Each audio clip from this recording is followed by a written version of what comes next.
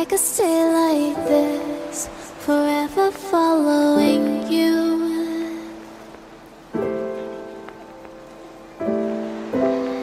Just don't get too far, and I'll be right where you are.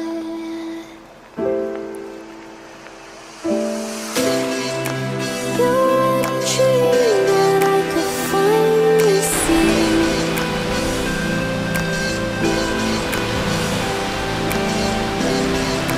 I just want us to always be, to always be.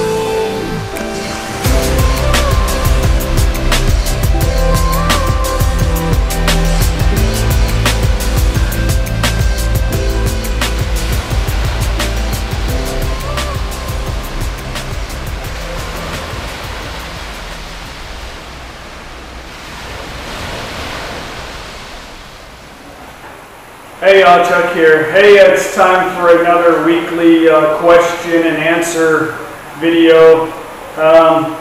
It's raining. It's been raining ever since we got back from Koh Chang. The rainy season is now here in Isan and Tapanong area, but next month is August, and it's going to rain every day. It rains every day in August here. But anyway, we'll just have to make do.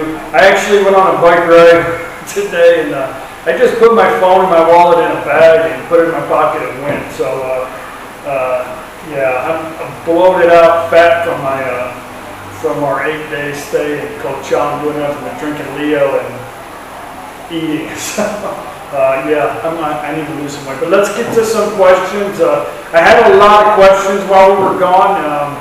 I wasn't able to do a Q&A while we were on our trip because I was making videos of our trip every day. So I answered a lot of the questions online as quickly as I possibly could. But I've got some left. There's a lot more out there. Some of them, like I said, I'm making some videos on them. I think they're great topics, great questions. So let's get to the questions. So the first question is not really a question, but Derek McCormick, he wanted to let me know that we didn't do the Ho Chi Minh House. We actually went to a modern version of it, and his real house is about 2 miles down the road, or 2 minutes down the road. I didn't know. We are going to make another trip back to Ho Chi Minh. I made a Ho Chi Minh village. I made a little video on it, but there wasn't really anybody there to talk to, and it was just me and my friend and my wife and his Thai wife. So trying to get those two to try to translate for us wasn't going to happen. So we just had a map. It was in Thai and it was in Vietnamese, and we really didn't have any idea. It was just a spontaneous thing. But anyway, thanks for that. You're not the only one that's told me that, and we're going to make another trip. Somebody else told me that there's another Ho Chi Minh House, and I think it's at Udon. But anyway, we're going to check it out. Thanks. Carrie Eggertson asked, how do we beat the heat? Yeah, a lot of people want to know that. Yeah, the funny thing is that it's hot, okay? You don't want to do too many activities, obviously, anywhere when it's hot outside. You just want to drink plenty of water, but really your body gets used to the heat after a while. It's amazing to see these Thai people riding around and with long sleeve hoodies and coats because they don't want to get any kind of tan, you know. So I would be like just a boiling blob of sweat, you know. But you do get used to it after a while. Yeah, I hate the cold. When you get a little bit older, the cold does not do very good for your joints. But you get used to it. And when it's real hot, just drink a lot of water and stay in the air condition, you know, or find some air wherever you're at. Usually always sitting by a fan. Tom asked, is it prevalent to have snakes in your house? And where can you live to avoid snakes? You know, when it's hot in Thailand, the snakes are looking for some place that's cool. So yeah, they're coming in the house. There's a lot of on the news here in Thailand, all the time you see, there was one on the news and the internet about a snake that crawled up into somebody's air conditioning unit, and it had a mouse in its mouth, and it was coming out of the air conditioner. It's like a double, triple horror for me, you know. My air conditioner's screwed up. I got a snake in it. He's got a rat in his mouth, you know. But and they have some video with snakes coming out of the toilet. What a surprise that would be. But typically they're trying to find a cool spot. But you know, I have not seen any here where we're at. We're not close to a wooded area. I think the best thing if you're scared of snakes is to live in an area that's not near not near any kind of wooded area. You want to be around houses, but the snakes will get in the water system here. But yeah, I haven't seen any here in Topinam, so I think hopefully we're safe. But I'm not afraid of snakes. I just don't want them touching me. Chris Saga asked, is it safe to visit rural Thailand alone, or should a tourist stick to a touristy area? That's a good question. So, you know, in tourist areas there is a lot of crime. However, to me it's better to be around a lot of people, but there's a lot more opportunists in touristy areas. So, you know, you just need to be aware of your surroundings all the time, anywhere you go, whether you're by yourself or with a group. You always need to know what's happening, and if something doesn't feel right, most of the time it's not. You need to divert into somewhere else or change your route. So rural Thailand doesn't really have a lot of crime. However, there is a lot of poor people, and you never know what's going to happen. Somebody may steal your belongings, but as far as violent crimes, it usually only happens when somebody is acting stupid. Usually there's alcohol involved. Best thing is to stay out of those places if you're worried about that. But it's never best to travel alone anywhere. I know a lot of people do it, no problems. A lot of women do it, you know, and a lot of people do get hurt. But you're less likely to have an encounter with somebody if there's more than one person, because people who do that are weak-minded and they're only looking for an easy target. So don't make yourself an easy target.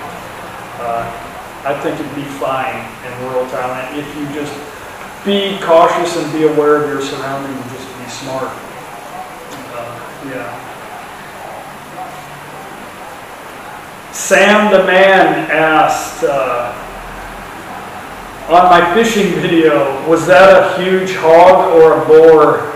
And my fish we caught were kind of small. Yeah, thanks. I know that. So yeah, that was a gigantic lazy hog that wasn't even tied up to anything. It just looked like it was so fat that it couldn't even move. It wasn't even in a fenced-in area. So it obviously was somebody's pet that has been overfed with excess amount of trash. So, you know, the weather was pretty decent when we were there, but there was a lot of waves when you get a little further out. It was very difficult in some areas for us to anchor off because there was so much waves. But we were only 30 meters from the bottom, so we didn't really go that deep,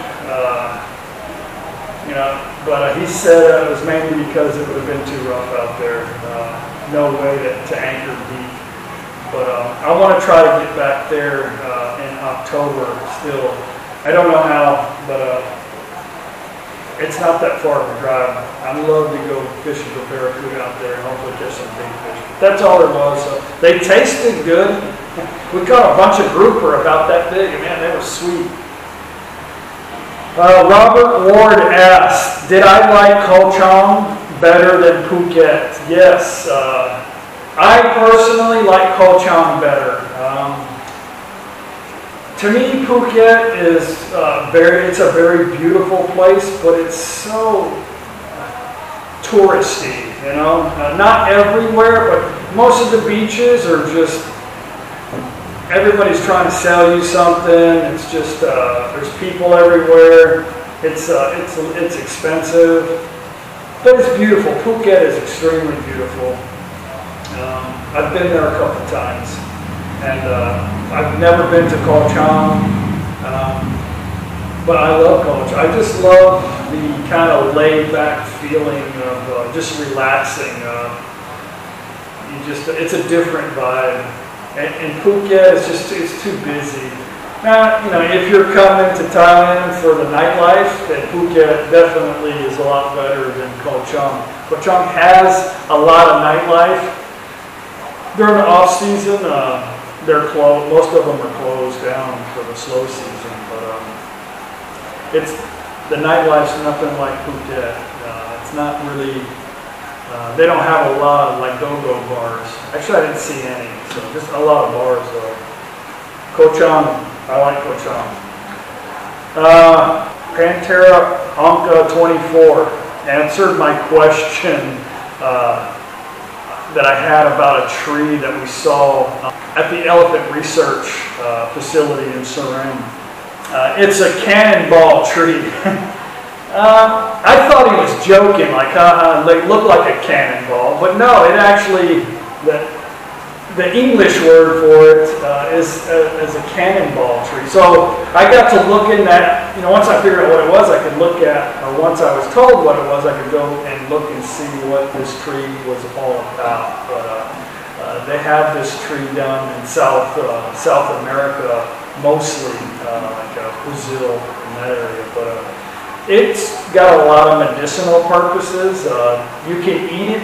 It's not really for humans because it's very sour, but they give it to animals. Animals eat it. But there's a lot of medicinal purposes for this tree.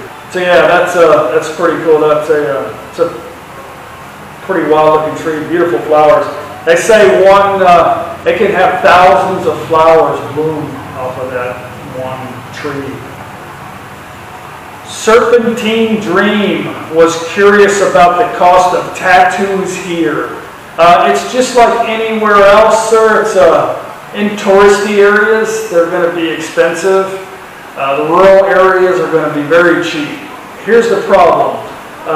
If you don't know how to speak Thai, it's going to be difficult for you to translate to that person exactly what you want. Now, if you already have a design that you want, you know, you can give it to the guy and he can figure out what you want, and it'll be probably half of the price. I don't really know. The small one that I got was 3,000 baht, which is, you know, under $100, about $85, but still expensive for a little piece. Here in Thailand, but it was in a touristy area, and I got it done kind of the old-fashioned way. So, but I would say, all in all, it's a lot cheaper to get a tattoo in Thailand than it would be in the States, unless you know somebody, you know, obviously. But I don't know an average price. I haven't gotten that many tattoos to really answer that. But do your research, find out what you want, and get it done off the beaten path. Just be careful. Hart Ryan asked, what is the average price for a hotel? He's referring to Koh Chang. During the slow season, anything on the beach side of the road, I would say an average price would be 1,000 baht, which is about $29 US a night. Anything on the opposite road, on the mountain side of the street, is about an average of about 600 baht a night, which is about, you know, $16, $17, something like that. But there's a lot more cheaper places. There's a lot of backpackers that go in there and get fan rooms only that they can get for a couple hundred baht.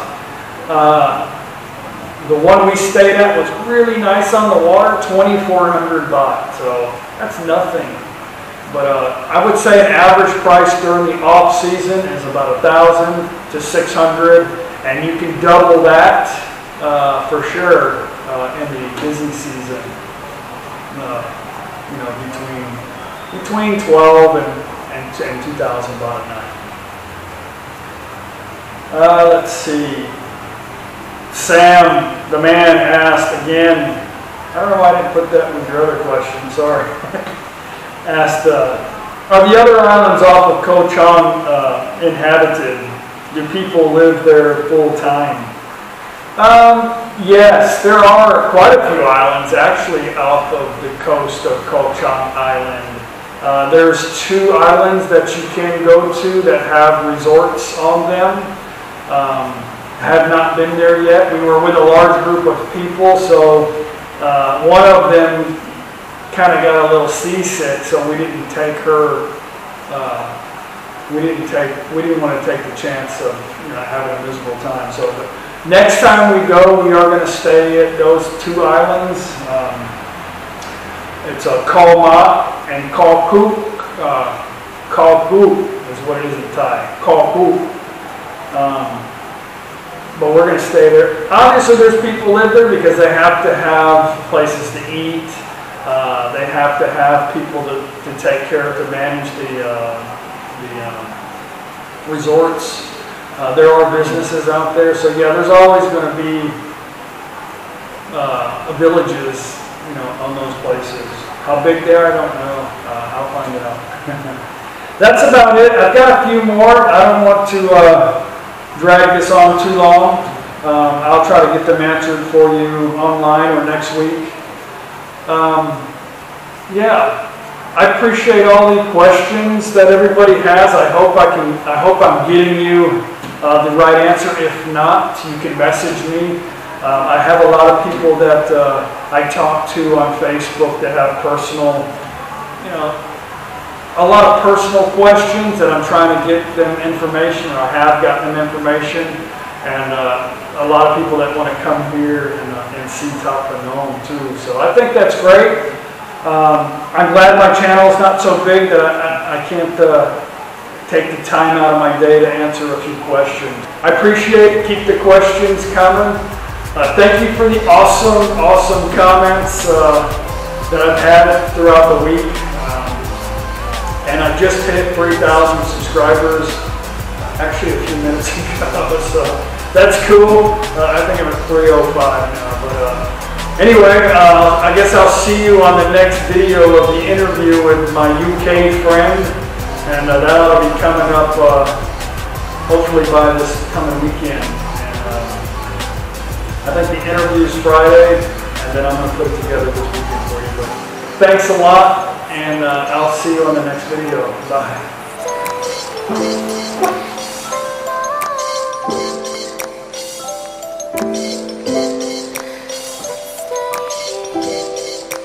Let's stay.